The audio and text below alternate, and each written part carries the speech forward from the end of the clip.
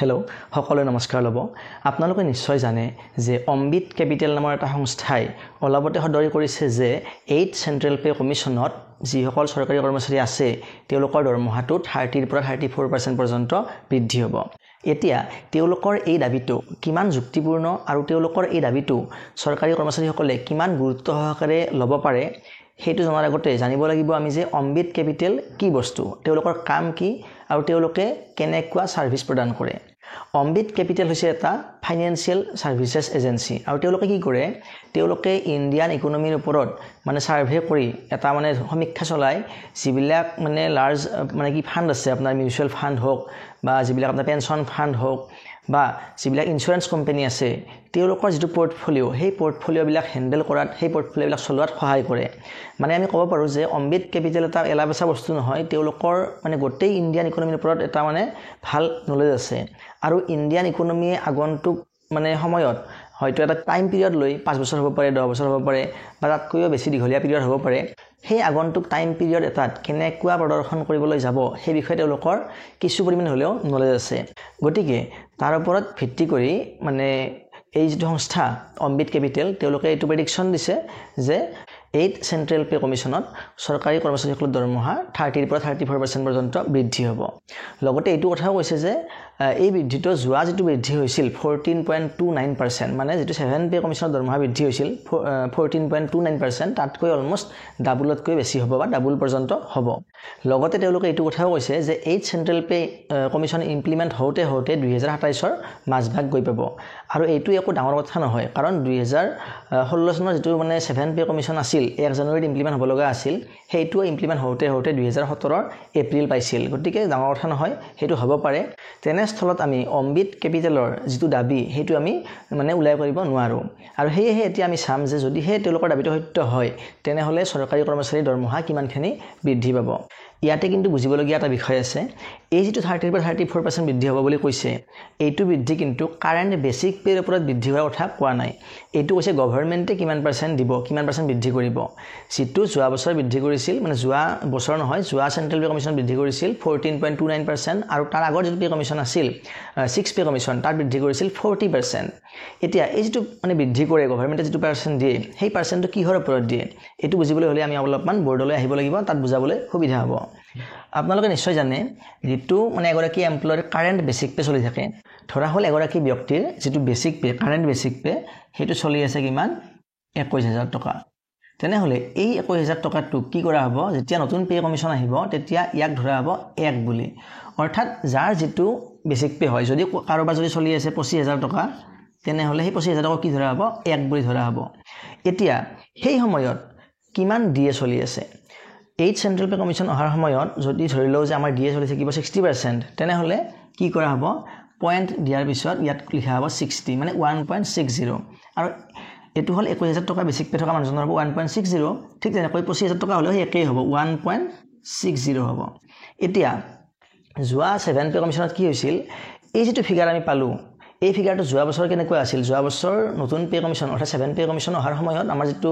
DA আছিল এটো আছিল 125% গতিকে যোৱা বছৰ 7 পে কমিশনত কি হৈছিল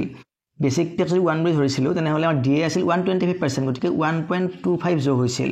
আৰু 1.25 যোগ হোৱাৰ পিছত যেটো ফিগাৰ পাইছিলো আমি এটো আছিল আপোনাৰ 2.25 আৰু এই 2.25 ফিগাৰটোৰ ওপৰত গভৰ্ণমেণ্টে বৃদ্ধি কৰিছিল 14.29% গভৰ্ণমেণ্টে বৃদ্ধি কৰিছিল 14.29% বৃদ্ধি কৰিছিল আৰু এই যেটো ফিগাৰ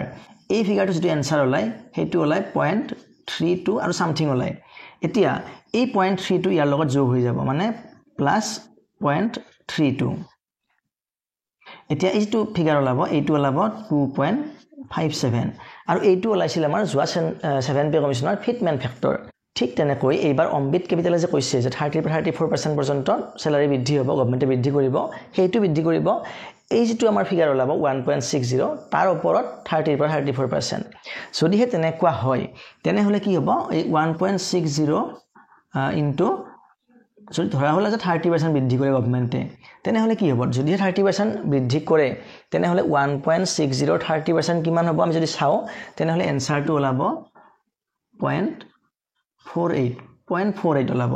আৰু যদি হে 0.48 ওলাই তেনেহ'লে আমাৰ যিটো ফিটমেন্ট ফেক্টৰ আমি পাম সেইটো ওলাব 2.08 আৰু যদিহে আমাৰ কি হয় কিবা কাৰণ যদি 34% বুলি কৈছে আমি লোৱেষ্ট ধৰিছো 30% যদিহে 34% বৃদ্ধি হয় তেনেহ'লে যদি 1.60 ইনটু 34% বৃদ্ধি কৰি দিয়ে তেনেহ'লে যিটো ফিগাৰ ওলাব সেইটো ওলাব 0.54 তেনেস্থলত যিটো ফিটমেন্ট ফেক্টৰ আমি পাম সেই ফিটমেন্ট ফেক্টৰটো হ'ব 2.14 এইখিনি বৃদ্ধি হ'ব অৰ্থাৎ পসিবিলিটি আছে যে ফিটমেন্ট ফেক্টৰটো হয়তো 2.08 ৰ পৰা 2.14 ৰ ভিতৰত হ'ব পাৰে মই ইতিমধ্যে আগৰ ভিডিঅ'ত উল্লেখ কৰিছিলো যে ফিটমেন্ট ফেক্টৰটো 1.92 হ'ব পাৰে সেইটো হ'ব পাৰে কিন্তু এওঁলোকে যেহেতু বহুত অভিজ্ঞতা সম্পন্ন লগতে বহুতখিনি মানে যিখিনি মানে ইনষ্টিটিউচনাল যিবিলাক মানে আপোনাৰ এজেন্সি আছে যিয়ে মানে ইনভেষ্ট কৰে বহুত ডাঙৰ এমাউন্ট ইনভেষ্ট কৰে বজাৰত তেওঁলোকৰ মানে এটো সংস্থাই তেওঁলোকক পৰামৰ্শ প্ৰদান কৰে অৰ্থাৎ ইমানখিনি অভিজ্ঞতা সম্পন্ন ব্যক্তি তেওঁলোকৰ মাজত আছে তেওঁলোকে যিটো প্ৰেডিকচন কৰিছে হয়তো সেইটো শুদ্ধ হ'ব পাৰে তেনেস্থলত আমি এনেকুৱা এটা ভাল আমি ফিটনেস ফেক্টৰটা হয়তো পাব পাৰো যদি আমি পাই যাও তেনেহ'লে এগৰাকী ব্যক্তিৰ স্যালাৰিত কিমানখিনি বৃদ্ধি হ'ব আমি এতিয়া সেইটো হিচাপ কৰি চাম এতিয়া যদি আমি ধৰি লও যে এগৰাকী ব্যক্তিৰ যেটো মানে বেসিক পে হেতু 25000 টকা আৰু 25000 টকা যদি হে তেখেতৰ 2.08 ফিটনেস ফেক্টৰ লাগি যায় তেনেহ'লে তেখেতৰ দৰমহাটো কি হ'ব 25000 পূৰণ 2.08 তেনেহ'লে তেখেতৰ দৰমহাটো অলমোস্ট কিমান হ'ব 52000 টকা হ'ব নতুন বেসিক পে হ'ব 52000 টকা আৰু যদি হে ইয়াত কি হয় আপোনাৰ 25000 টকা যদি হে ফিটমেন্ট ফেক্টৰ লাগি যায় কিমান 2.14 তেনেহ'লে তেখেতৰ নতুন যিটো বেসিক পে হ'ব সেইটো হ'ব 53500 টকা 53500 টকা গতিকে এগৰাকী ব্যক্তিৰ যেটো দৰমহা ডিফাৰেন্স আহিব বেসিক পে ডিফাৰেন্স আহিব সেইটো অলমোস্ট দুগুণ হৈ যাব আৰু এইটো কাটাগুটা কৰিলে অলমোস্ট যিখিনি ইন্ডিয়ান স্যালাৰি পোৱা যাব সেই ইন্ডিয়ান স্যালাৰিটো এই ফিগাৰটোৰে আশেপাশে থাকিব এইটো কিন্তু ইন্ডিয়ান স্যালাৰি নহয় ইয়াৰ লগত ডিএ যোগ হ'ব হাউস ৰেন্ট যোগ হ'ব মেডিকেল যোগ হ'ব গতিকে এইটো বৃদ্ধি হ'ব নিশ্চয়কৈ বৃদ্ধি হ'লে অলমোস্ট এইটো 37000 38000 ৰ আশেপাশে গুচি যাব গতিকে আমি যদি ভাবিলো যে 38000 বা 39000 ইন্ডিয়ান স্যালাৰি পোৱা ব্যক্তি এগৰাকী দৰমহাটো কিমানলৈ বৃদ্ধি হ'ব পাৰে প্ৰায় 52000 টকালৈকে বৃদ্ধি পাব পাৰে অৰ্থাৎ ইন্ডিয়ান স্যালাৰিত আমি প্ৰায় 12000 ৰ পৰা 13000 টকা ডিফাৰেন্স এটা পাব পাৰো গতিকে ভিডিঅটো আজিলৈ ইমানেই পৰৱৰ্তী ভিডিঅত পুনৰ লগ পাম ধন্যবাদ